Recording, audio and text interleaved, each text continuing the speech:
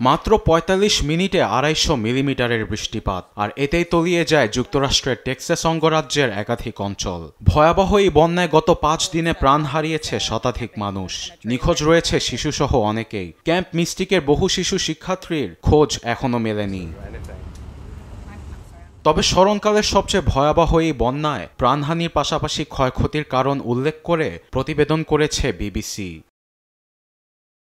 দেশটির আবহাওয়া অধিদপ্তর বলছে, এক রাতেই ঝরেছে ৪ মাসের সমপরিমাণ বৃষ্টি। এছাড়াও ছিল বেশ কিছু কারণ, যার অন্যতম বায়ুমণ্ডলের অধিক আর্দ্রতা।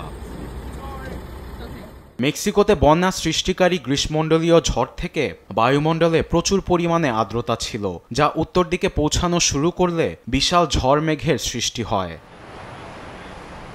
টেক্সাসের পাশের কাউন্টিগুলিতে পাহাড়ি অংশ থাকায় আর্দ্রতার পরিমাণ বেড়ে মেঘের ঘনত্ব আরও বৃদ্ধি পায়, যার কারণে বৃষ্টিপাতের পরিমাণ অস্বাভাবিকভাবে বেড়ে ভয়াবহ বন্যার সৃষ্টি হয়। এতে নদীর পানির পরিমাণ ঘন্টার মধ্যে ৩০ ফুটেরও উপরে চলে যায়।